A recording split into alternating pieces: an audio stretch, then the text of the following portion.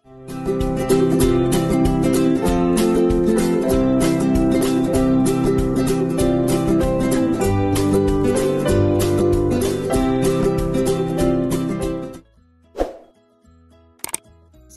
warahmatullahi wabarakatuh. Hai anak-anak kelas 4, bagaimana kabar hari ini? Alhamdulillah luar biasa. Semoga kalian selalu sehat, cerdas dan ceria.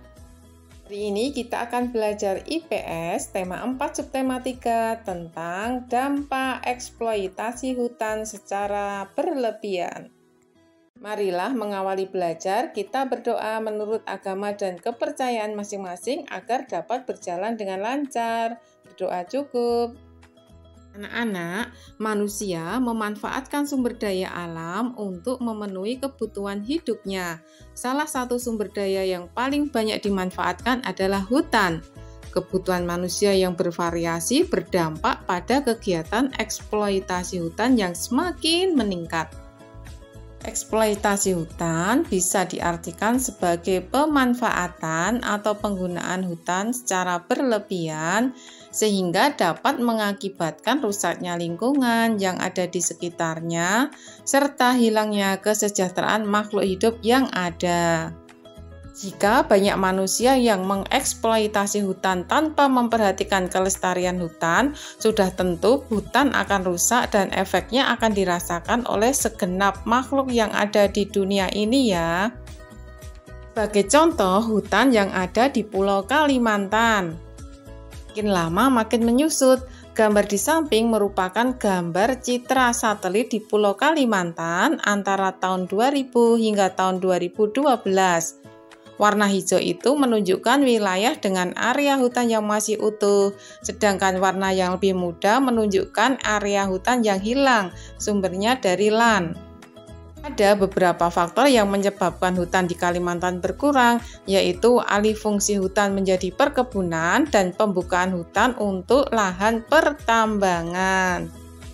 Hutan semakin memprihatinkan keadaannya. Eksploitasi terhadap hutan terjadi di mana-mana. Beberapa perilaku yang dapat digolongkan sebagai tindakan eksploitasi antara lain yaitu yang pertama penebangan hutan, kedua pembakaran hutan, ketiga adalah program pembangunan. Untuk lebih jelasnya kita bahas satu persatu ya. Yang pertama adalah penebangan hutan. Penebangan pohon terjadi baik secara legal maupun ilegal pada suatu kawasan hutan, mengakibatkan terjadinya kerusakan hutan jika tidak disediakan pohon pengganti atau regenerasi pohon.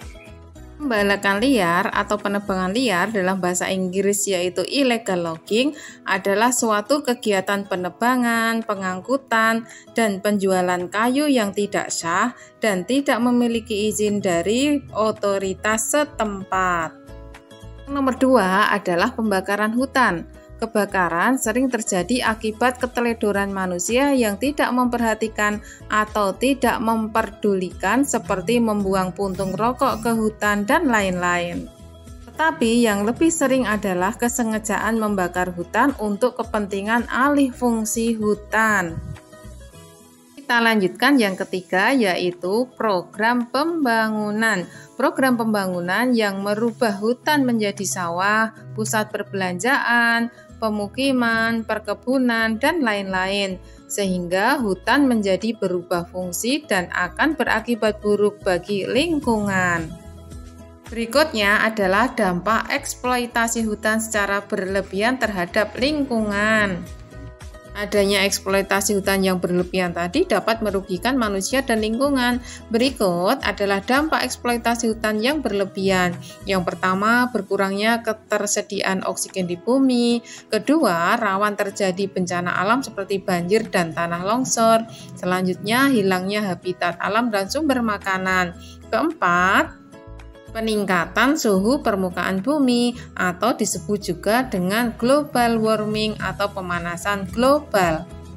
Ibu akan jelaskan satu persatu ya, coba disimak. Hutan yang tereksploitasi secara tak terkendali besar kemungkinan akan menimbulkan dampak yang dapat mengancam kehidupan makhluk yang ada di bumi ini. Banyak sekali dampak yang bisa ditimbulkan oleh adanya eksploitasi hutan secara besar-besaran oleh oknum-oknum yang tidak bertanggung jawab.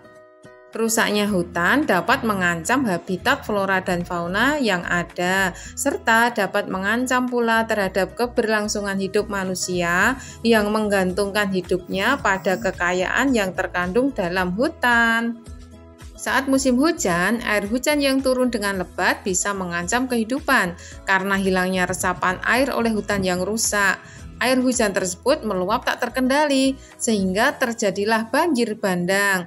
Tidak hanya banjir bandang, tanah longsor juga dapat terjadi saat musim hujan. Dikarenakan karena akar-akar pohon yang biasa mengikat tanah tidak lagi dapat mengikat tanah dengan kuat. Tanah tidak mampu menampung banyaknya volume air yang ada sehingga terjadilah tanah longsor yang dapat mengancam kehidupan makhluk di dunia. Pemanasan global yang saat ini melanda hampir seluruh belahan dunia, salah satunya adalah rusaknya hutan akibat eksploitasi hutan yang tidak terkendali.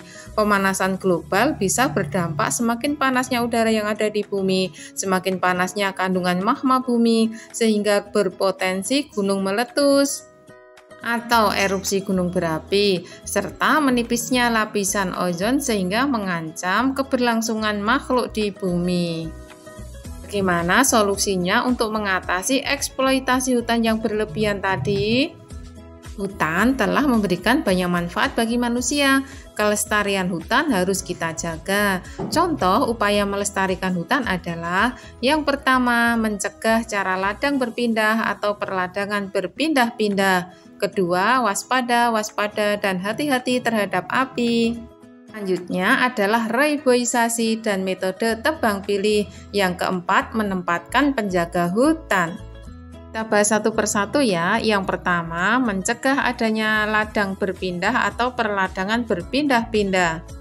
Terkadang para petani tidak mau pusing mengenai kesuburan tanah. Mereka akan mencari lahan pertanian baru ketika tanah yang ditanami sudah tidak subur lagi tanpa adanya tanggung jawab dan membiarkan ladang terbengkelai tandus. Sebaiknya lahan pertanian dibuat menetap dengan menggunakan pupuk untuk menyuburkan tanah yang sudah tidak produktif lagi.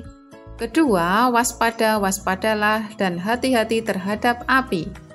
Hindari membakar sampah, membuang puntung rokok, membuat api unggun, membakar semak, membuang obor, dan lain sebagainya yang dapat menyebabkan kebakaran hutan. Jika menyalakan api di dekat atau di dalam hutan harus diawasi dan dipantau agar tidak terjadi hal-hal yang lebih buruk. Kebakaran hutan dapat mengganggu kesehatan manusia dan hewan di sekitar lokasi kebakaran dan juga tempat yang jauh sekalipun jika asap terbawa angin kencang. 3 yaitu reboisasi lahan gundul dan metode tebang pilih. Kombinasi kedua teknik adalah sesuatu yang wajib dilakukan oleh para pemilik sertifikat HPH atau hak pengelolaan hutan. Para perusahaan penebang pohon harus memilih-milih pohon mana yang sudah cukup umur dan ukuran untuk ditebang. Setelah menebang satu pohon, sebaiknya diikuti dengan penanaman kembali beberapa bibit pohon untuk menggantikan pohon yang telah ditebang tersebut. Lahan yang telah digundul dan rusak karena berbagai hal juga diusahakan dilaksanakan reboisasi. 4. Menempatkan penjaga hutan atau polisi hutan atau jagawana. Dengan menempatkan satuan pengamanan hutan yang jujur dan menggunakan teknologi dan persenjataan lengkap, diharapkan mampu menekan maraknya aksi pengerusakan hutan oleh oknum-oknum yang tidak bertanggung jawab. Bagi para pelaku kejahatan hutan diberikan sanksi yang tegas dan dihukum seberat-beratnya. Hutan adalah aset atau harta suatu bangsa yang sangat berharga yang harus dipertahankan. Keberadaannya demi anak cucu di masa yang akan datang.